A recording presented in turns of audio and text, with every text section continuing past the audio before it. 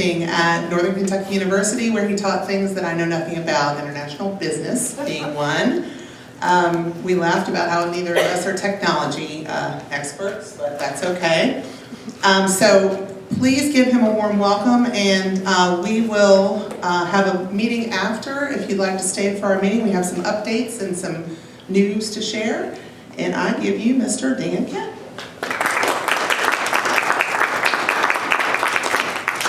Thank you very much. Before I get started, I want to pay tribute to a couple of really wonderful individuals who are in the room tonight. Jenny Nestor Cole. Jenny Nestor Cole and her father and mother, Roy and Betty, were woven into the DNA of Florence Christian Church for more than 20 years. If they wanted it to happen, it happened, and if it didn't want it to happen, it didn't happen. It's hard for me to imagine Florence Christian Church that we celebrate tonight without their many contributions. Similarly, I want to lift up Joe Clinton Berkshire. Joe Clinton and his mom particularly, and as I've come to find out researching this, his grandparents played critical roles in Florence Christian Church. Without their generosity, Florence Christian Church may well have foundered a long, long time ago. But they were generous in their giving. They gave wisdom. They gave their central nervous systems.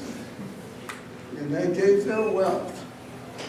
And have built the church that we rejoice in tonight. So thank you, Jenny. Thank you, Joe Clinton. We love you. My 7th grade history teacher, Mrs. Ferguson, taught me Kentucky history. One of the things she taught me, as I recall, was that in Kentucky history, almost everything gets traced back to Daniel Boone.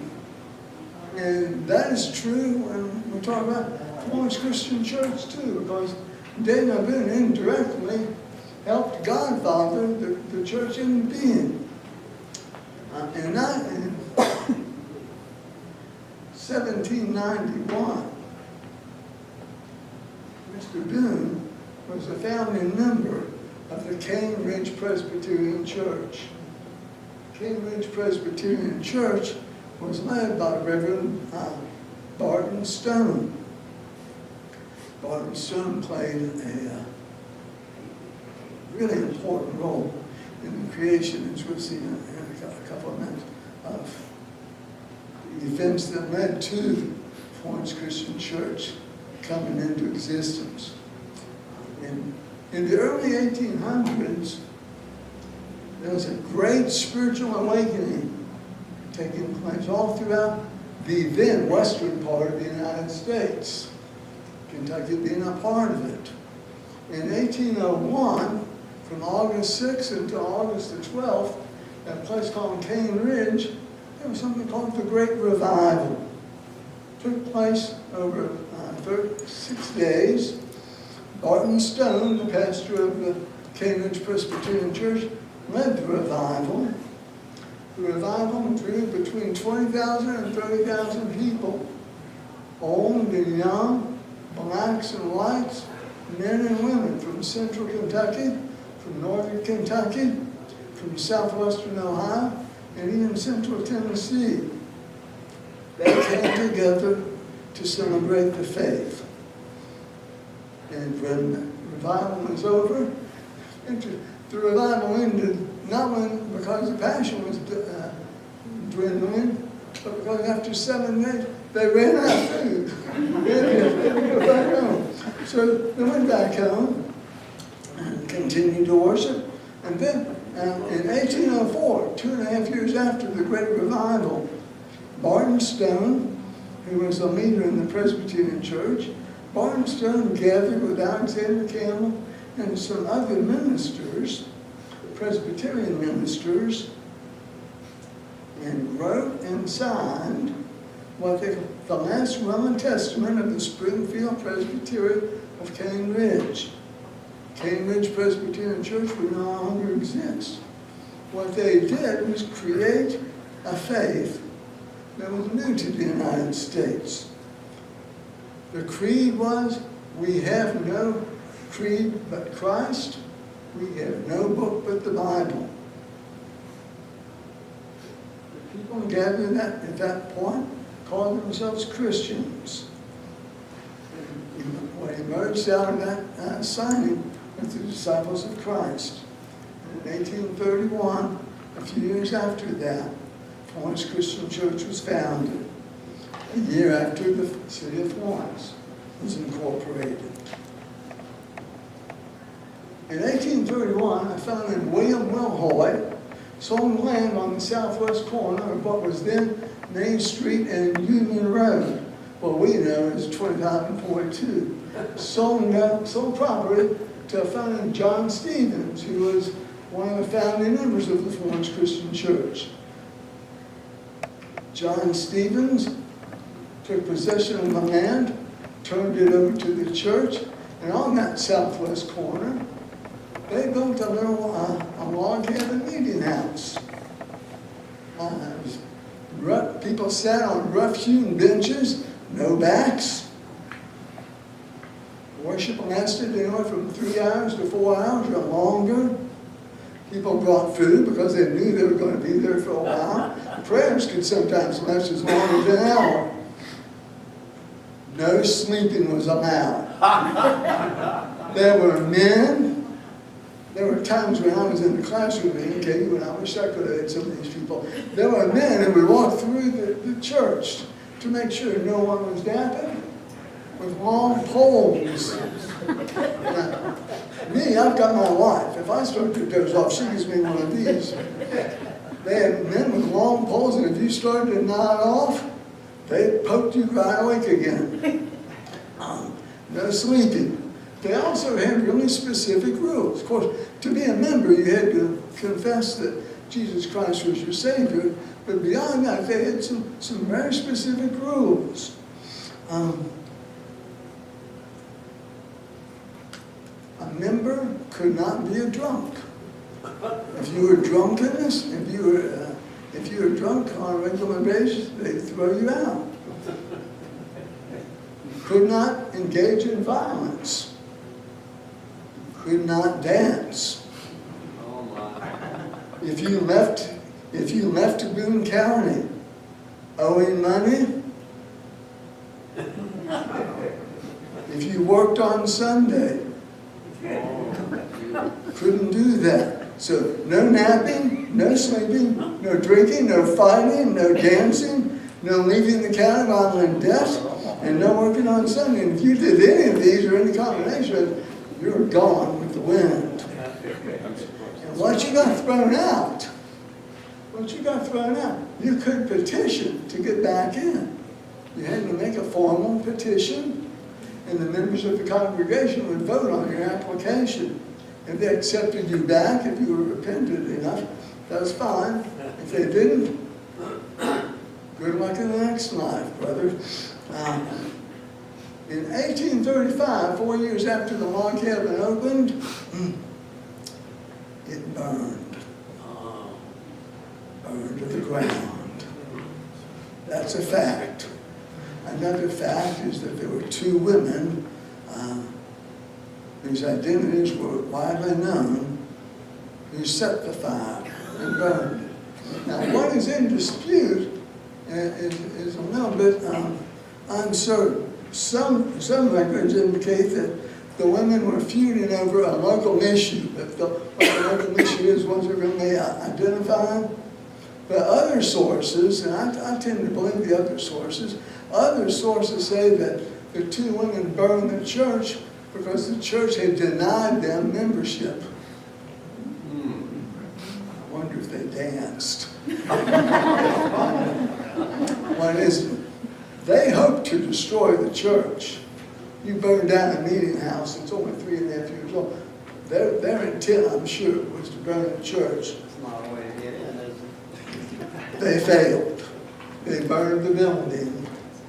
The building wasn't the church. The building was the meeting house. The church can do it.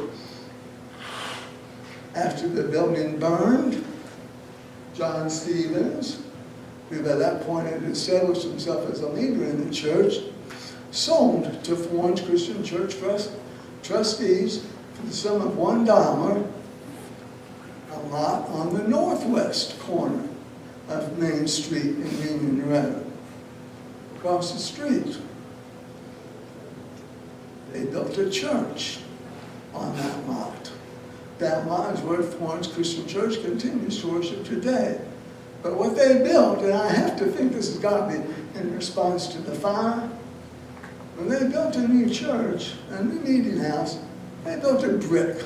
And then they ensured that the brick was high quality, because the Stevens family, which had a reputation for construction in the area, the Stevens family forged the bricks. The bricks were white. The church went up by the end of 1835, and that's how the Little White Church came into its existence. Sadly, the Little White Church no longer is there, but the nucleus, the heart of the Little White Church, still is, and people still worship there. A few years later, in 1862, Civil War gave Florence Christian a chance to show that it really was a key member of the community that wanted to contribute to the community. On September 17th, 1862, Civil War came to Florence. Now, Kentucky, as you know, Kentucky did not secede from the Union. So throughout northern Kentucky, there was a fairly heavy contingent of Union troops that were led by General Wallace. Well, in the middle of September, up from Lexington, came an army of Confederate soldiers led by Henry Heath. Henry, who would go on to fight Gettysburg and would go on to surrender at Appomattox with General Lee. But Henry Heath led troops up from Lexington to northern Kentucky to see what trouble they could make. 53 Union troops spotted 101 Confederate cavalrymen camping out. The Union troops attacked. That started what is known as generally the Battle of Bloody Hollow. The Battle of Bloody Hollow took place by and large in the area that we know now as Lloyd Avenue on the one side and Turfway on the other side. There's apartment buildings there now. And Battle of Bloody Hollow took place there. One Union soldier was killed. 5 Confederates were killed. One bystander, a man named Martin Vaughn, one bystander was killed. You might wonder how would a bystander be killed? I know from hearing my father talk, people watched the battles. My father's great uncle, Jim, who lived in a small town in central Pennsylvania, told my father about how he took his family out on a picnic to watch them fight the Battle of Gettysburg. Watched it was entertaining, I suppose. But in any case, one Union soldier died, 5 Confederates died, 1 bystander died, and people were wounded on both sides. And I can imagine the people, members of Florence Christian Church, saying to themselves, what would Jesus do? Whose side would Jesus be on? I can imagine an answer, Jesus would be on the side of the people suffering. So what the church did was, it opened up its sanctuary to use as a hospital for the Union troops, for the Confederate troops that got injured.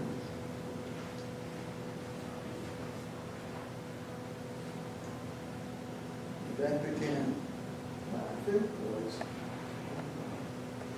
99, sorry. That began what proved to be a long history of service to the community of Florence.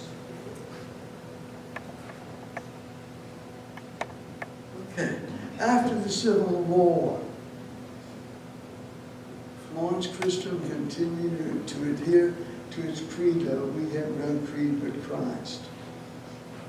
Florence Christian, before the Civil War, was racially integrated. Blacks, slaves of course, blacks stayed in the balcony of the sanctuary, cared for the children of the white members of the church. The white members of the church sat in the sanctuary, blacks were in the balcony.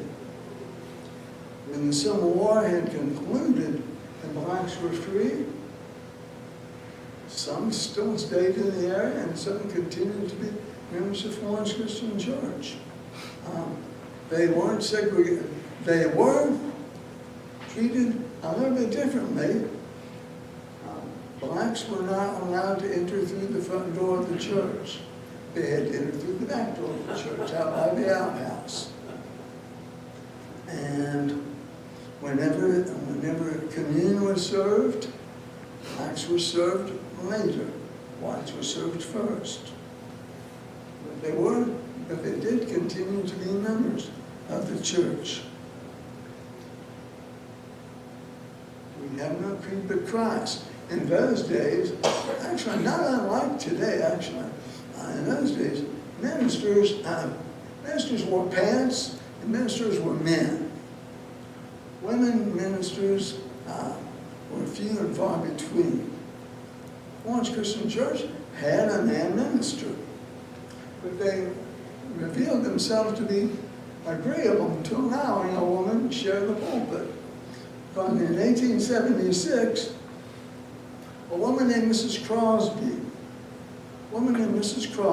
who sought permission from the Mount Zion Methodist Church to preach a sermon on the gospel, Mount Zion turned her down flat. No.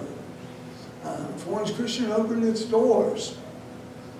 And not only did Florence Christian open its doors, but on December the 1st, 1876, the Louisville Courier-Journal reported that Mrs. Crosby was, quote, the most polished orator of her sex we have ever had the pleasure of meeting. Of her sex. So it was freely admitted on all sides that she preached the best sermon that's been preached in Florence for some time. Now, having endured fire, Civil War, and even a woman preaching, Florence Christian Church decided to get a little creative and have its own Civil War. And it darn near killed the church. What were they fighting over? Music. There has always been robust, enthusiastic singing in the Florence Christian Church. In fact, one of the earliest memories I had when I was 4 or 5 years old, gathering in the sanctuary before Sunday school, being led by Harry Spencer. Harry Spencer was made up for his musical aptitude by his enthusiasm. He led us in singing. So Florence Christian has always had a lot of singing. But here's the thing. Singing was the only instrument permitted. Singing was a cappella. There were no musical instruments. Well, the only musical instruments they recognized was the human voice, because the human voice was the only musical instrument that God created. A piano and an organ, even worse, the instrument of the devil. Here's the problem. Several members of Florence Christian Church were musically inclined. Some people were wealthy enough to have organs and pianos. wanted to hear music in the church, and they wanted to play the piano or play the organ. Over our dead body, the rest of the people applied. And it looked like, as best as I can tell, it looked like the church was touch and go. It really was. But when members finally came to their senses, they realized the love they had for one another and the good they can do in the community was a lot more important than financial. And so they made their peace, reconciled with it, what they used to call the devil's music, and brought in an organ. The church had paid $75 for it, but it didn't get installed in the church, in the sanctuary until the church had a congregational meeting, met and approved it. And what happened was, some people left the church, but the church continued to flourish.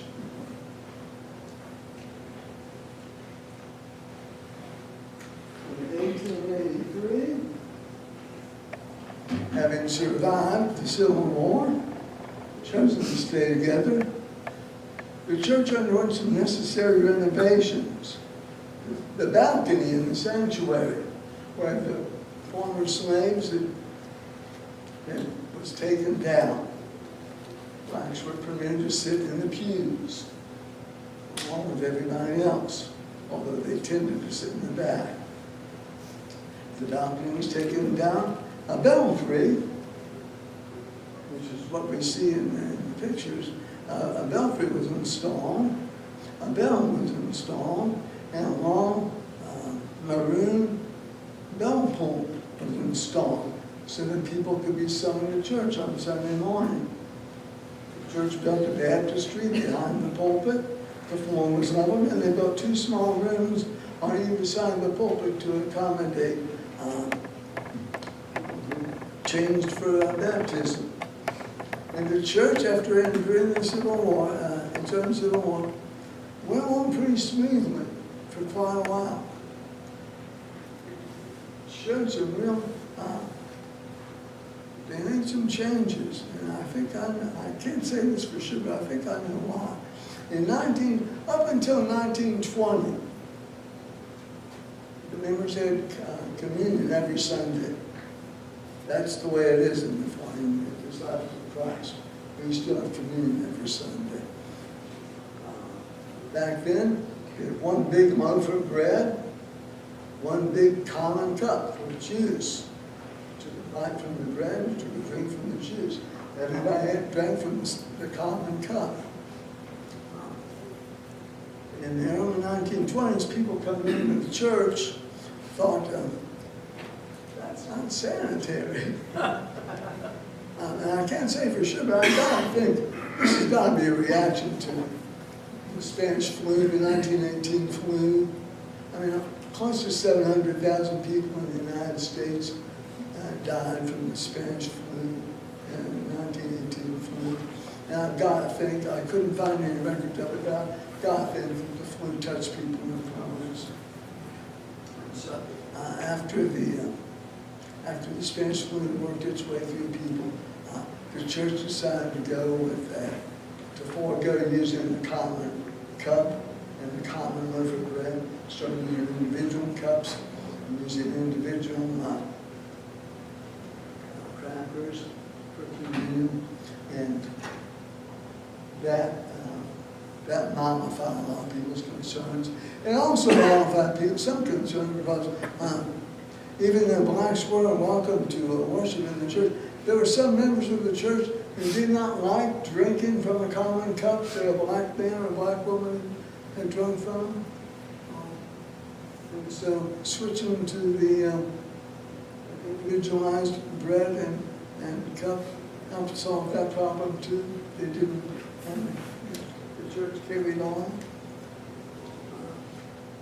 So that's good. And then, in the early 1920s also, Florence Christian Church had a chance to demonstrate courage.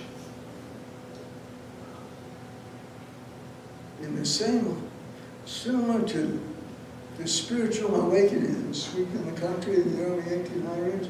In the 1920s, racial tension and religious tension were rife throughout the United States. A couple of months ago, I was reading a book about how the Ku Klux Klan basically took over elected office in the state of Indiana.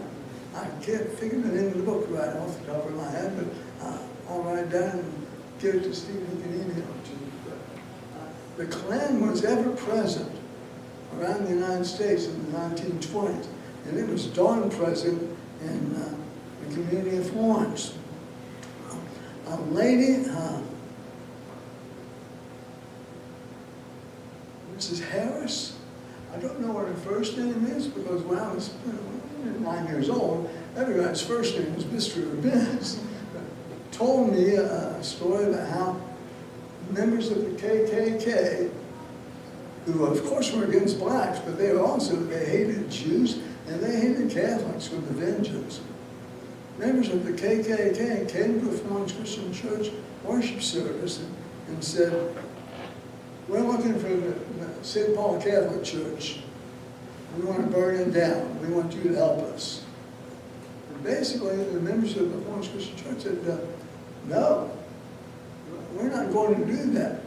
And not only did the members of the church not do that, what they did was they went over to St. Paul and made a circle around the church. The Klan spared the church because they weren't going to attack Protestants. Oh, me darn. St. Paul, That's pretty cool. I thought, can you imagine the courage that must have taken? My goodness. See, they were so funny. Okay. More innovations. And this is why I want to give a shout out to Joe Clinton. And your grandfather, Clinton Blankenbecker? Yeah. 1937, the church was over 100 years old. The Little White Church was over 100 years old. Time to put some new paint on the old face. That's something people tell me on a regular basis. So in 1930s, there were more women in church members than there were men church members. And the ladies' auxiliary of the church was a really powerful organization. One of the reasons why they had power was because they had money. Purse strings, of course, gave them some clout. They had saved up $800 and they wanted to spruce up the church to get looking good for the so they raised $800, they had $800. After Labor Day, work began. 2 rooms were enlarged. The floors were sanded. All the windows got Venetian blinds. All the pews got scrubbed, waxed, and polished. I wasn't a member then. A new gas furnace was installed, replacing the old coal heaters. And a really beautiful oil painting was hung in the back of the sanctuary, behind the pulpit when the preacher preached, to the back wall. Well and good, right? Well, it was well and good until the bill came. The bill came, and church members, the ladies' auxiliary, negotiated an agreement with a local company to do all the renovation. It was a handshake agreement. And all the renovation finished, the bill came to $2,300. The ladies' auxiliary had $800. Okay. So the church needed to borrow money. Borrow money from the bank. The church went to the bank turned them down. With good reason. The ladies' auxiliary had acted on its own without church board approval. The bank wasn't going to make them a loan unless all the trustees would sign an agreement authorizing the loan. Our trustee wouldn't do it. Florence Christian had $1,500. Couldn't get a bank loan. The president of the bank, Clinton, Chip-Boone's grandpa, was a member of the church. His wife, Nell, her grandma, was a member and a mover and a shaker. Clinton Blankenbecker gave the church a personal loan to cover the construction costs. Danny, that check is in the envelope up on that table. Yes, Is there the original check. Wow. the original check? Thank you, Joe. That's, wow. That's great. That's incredible. I encourage people to take a look at that one if you're interested. Can you imagine? So in the space of 50 years, or in the space of 20 years, Florence Christian Church stood up against the forces of bigotry and proved itself to be extremely generous into the bargain. Just amazing. Same year of all that renovation, oh, let me take a picture.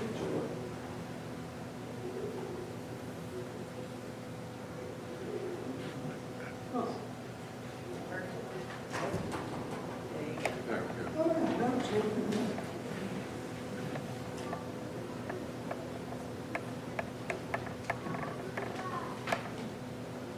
Same year as the renovation in 1937, the terrible flood, 1937 flood, heard about that, I'm sure. Florence Christian donated sanctuary to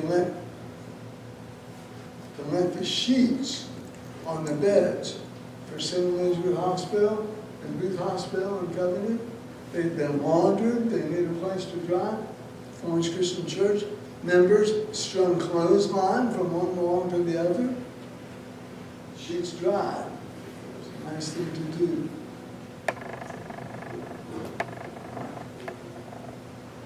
From 1940 to 1950, Florence population had doubled. Florence Christian Church was growing too and beginning to feel the pinch. After the church board authorized expansion, and we're going to demonstrate it again, the church added a vestibule and a basement. There's the vestibule. Get you the basement. There's the vestibule. The basement had classrooms, a kitchen, a furnace room, and the vestibule mainly was used for hanging coats and whatnot. But before, actually, a few minutes ago, before the meeting, Jenny jogged my memory. She asked me, I remember, I don't quite remember this, but I was 4. My main concern when I was 4 years old was pulling a lint out of my belly button. And just before Easter of 1951, which wall was it, Jenny? One wall of the church building collapsed. The one toward the highway. It was on Easter morning, and it was about 30 minutes before the sunrise service, and the whole left side of the church caved in completely. And is that when we moved to the firehouse basement? And yes, it is. For a time, we were in the firehouse. For a time, we were at the Florence Elementary Gym. Yeah. Oh, okay. So, after we renovated the building, added a vestibule, we made the church bigger. It wasn't enough. The sanctuary had a maximum population. We could hold 170 people. We were turning people away, people who wanted to join the church. And more people were wanting to join the church. And one of the reasons why they were was because of Mrs. Betty Nestor, we wrote a brief, beautifully written history of Florence Christian Church. And it appeared in a local publication. I wish I had a copy. I used to teach business. One of the classes I taught at NKU was business writing. If I'd had a copy of what Betty Nestor had written and published in 1954, I would have given it to my students. It's extremely well written and comprehensive. How do you write a comprehensive history of a church in 5 pages? I couldn't do it, but she did. And the history was widely circulated, so people started showing up to this Middle White Church. Wanted to see what it was about. We couldn't fit them in. So one of the things we did to make it, we didn't have the money to build another church at that point. First thing we did was we added a second worship service. Always we met 11, and you know this, 11 o'clock, Sunday morning worship, 11 o'clock.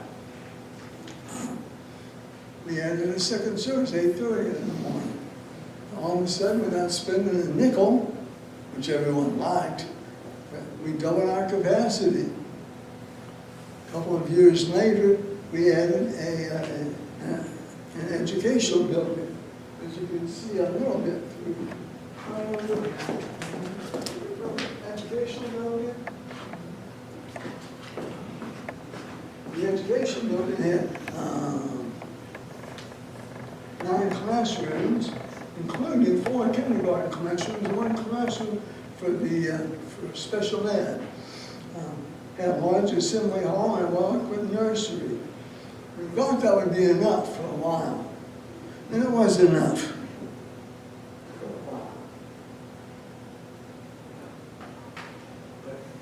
The population of Florence kept growing.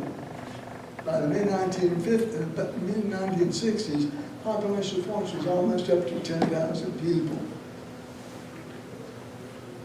We can't fit all the people, even with 2 services. What are we going to do? Let's build a new church. That was exciting. It was very much a bittersweet moment because we were excited about building a new church. One of the members of the church had designed a really breathtaking, original design, a complete circular church that the church voted out because members, it don't look like a church.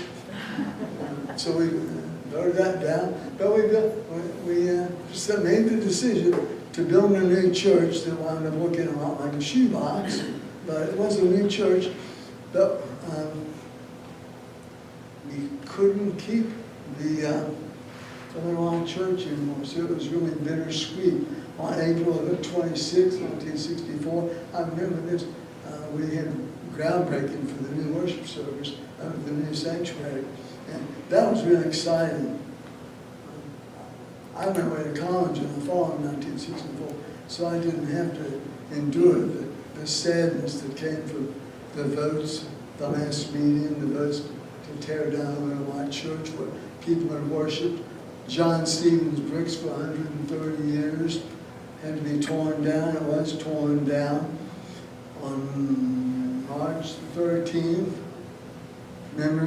everyone unanimously voted to tear down the Little White Church, but everybody there was crying their eyes out. But the next morning, Sunday morning, March the 14th, people gathered in the Little White Church for one last time, waved goodbye, marched into the new church, and that was that. Less than a week later, the Little White Church was gone. Some members were able to take bricks with them. Some members were able to clean windows. One woman tried to take the organ. She couldn't. It was portable. It moved. And the new sanctuary, which we continue to inhabit, the church did continue to grow. The new sanctuary had a capacity of 280 to 300 people. We still kept the 2 worship services because when people get set in their ways, they they want to keep them. So, and we still have 2 worship services, not only all that service. But, am I going too long? An idea formed among some of the leaders of the church in 1975 while they were touring the lands of the Bible. Rome, Italy, Cairo, Egypt, Beirut, Lebanon, Damascus, Syria, Amman, Jordan, Jerusalem, Athens, Greece. Conversations were had about about the importance of building on our roots. We want to be the church. How can we be the church today that gave itself over to be used as a hospital on individual? What does Florence need now? And one fellow in particular, Gene Smith, a real successful insurance agent and leader of the church, said, Florence does not have, and did not have, any senior citizens housing at all. He started pushing for that. He pushed hard. When he got back from the trip to the Holy Land, he started making phone calls. And as a Republican, he was really well connected with Gene Snyder, a member of the House of Representatives in the 4th District, who represented us. What can you do to help us? We want to build one thing I do, a lot of things I do, a lot of other things. And what happened was, 2 years later, in 1978, Florence Christian Church signed a deal with the Housing and Urban Development, the federal government, to build a senior center for Florence. The church took on enormous debt. Felt like it was something to do, something we had to do, and they did it. In 1978, in the fall of 1978, church financed and opened Florence's first senior citizens housing, 5 stories, 85 units. Opened up in autumn of 1980. In 1970, what else does Florence need in 1970, in the mid-1970s? Florence needs a place where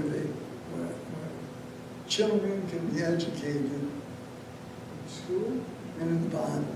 So we built a daycare center. The church bought an old Felon's Dairy store on Main Street in Florence, turned it into a daycare center. The daycare center isn't in Felon's anymore, but it's still operating. It's operating in the basement of the church right now. One other thing, there was a little bit of a problem in Florence with roving youth after school getting in trouble. What can we do to keep kids who have a tendency toward mischief, keep them busy, keep them out of trouble, give them place-to-play sports? The church built an activity center. It opened up in 1981. People in the church, of course, benefited from the activity center too, but adult and youth groups from all over northern Kentucky were able to use the activity center that was built to the east of the north of the sanctuary, and trouble.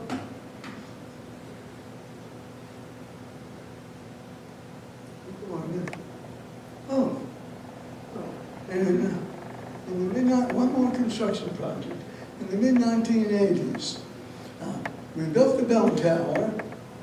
We had to tear down the bell tower a few years ago because it was dangerous. But we built the bell tower, and we built an additional building. It had classrooms and worship space to the east of the sanctuary. But then we'd run out of places to build, so we didn't feel the need to build anymore, but we thought to ourselves, we got on this building, what can we do? Let's make it available to people. So I guess really starting in the early 1980s, Florence Christian Church began its outreach activities with a vengeance. World outreach started in the 1920s and picked up steam in the 1950s. In 1956,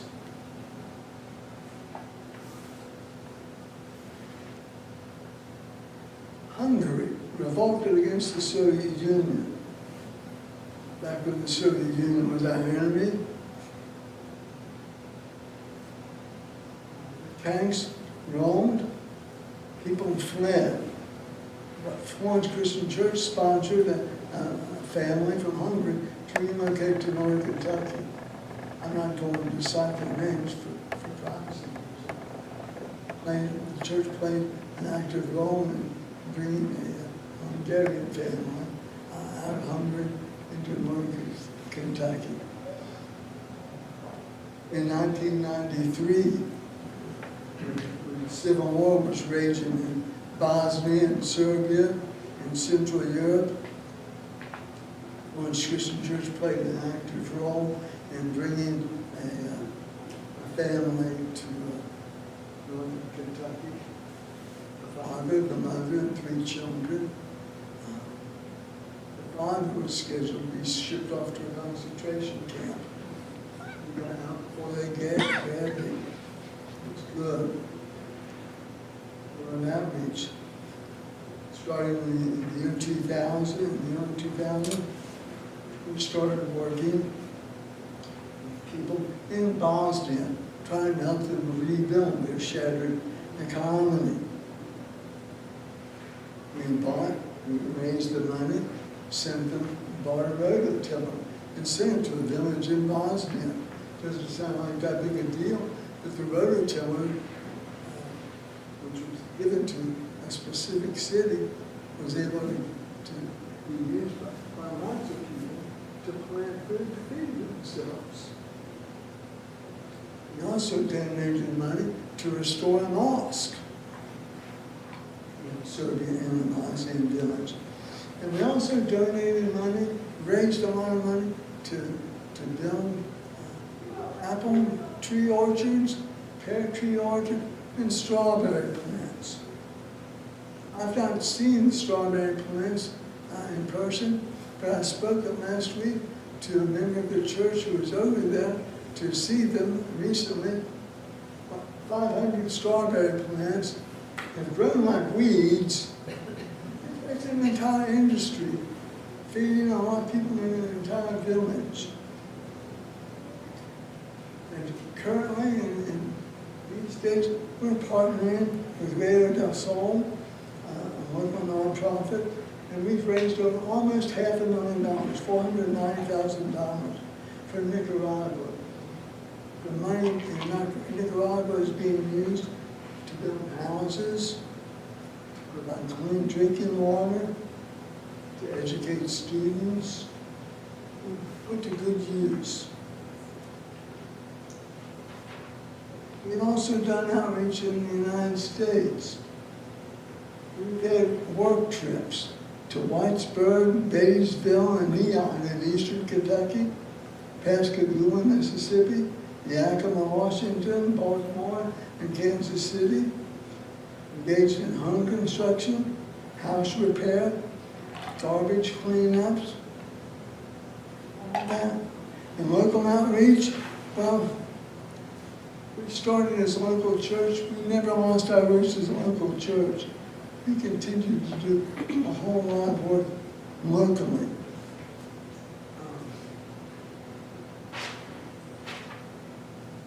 Now, today, Alcoholics Anonymous, Al-Anon, Gamblers Anonymous meet twice a week in our church for free.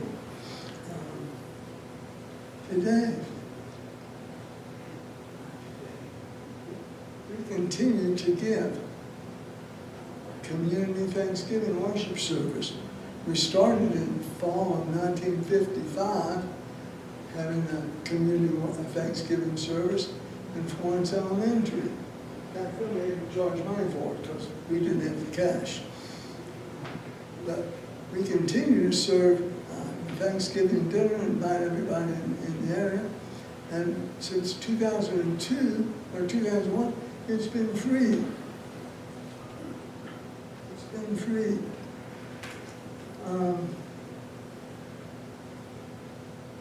Since 2008, the church has raised thousands and thousands and thousands of dollars every summer to fund school supply drives.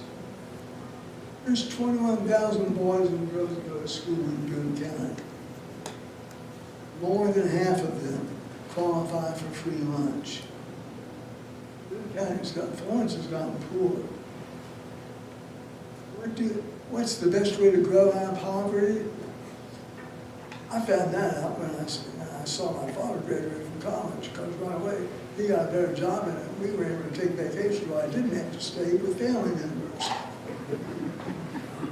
Going to fund education. So we started giving backpacks filled with school supplies to needy children in all the schools in Boone County. We continue to do that. We continue to give free food to needy families. We've partnered with a lot of organizations in the area, including the Free Store Food Bank, including Kroger's, to launch a free fresh food distribution the second and fourth Tuesday of every month, where people can get the food they need to stay healthy. Florence Christian Church members donate food for what we call the Care and Share Pantry, where 24 hours a day, 7 days a week, people can come and get as much food as is available that they need. And in March of 2022, we started a Fresh Start Shower Ministry. We took some money that we had set aside. We took part of what was one time the educational building. It's now it's an administrative center. We helped create a shower. We built rooms where homeless people could shower. Rooms where homeless people could wash their clothes, could get toothbrush and toothpaste and just clean themselves up, at least for a short time. Starting last fall, I didn't realize this until a couple of days ago, Christian churches kind of come full circle. We started off in 1862 at being a hospital. We're back in the hospital business again. We're partnering with the UK School of College of Medicine in Kentucky. Created CCRU, Compassionate Care Reaching You. Once a month, 9 to 12, every third Saturday. UK medical students and volunteer physicians provide free health clinics for homeless people. Medical exams, medical supplies, free medicine, free prescriptions. That helps the church come full circle. That's what we're up to now. There's just one more thing to talk about. In 6 years, God willing, we're going to celebrate our 200th birthday. I hope you'll join us when we do. Build a big cake. Thank you for inviting me.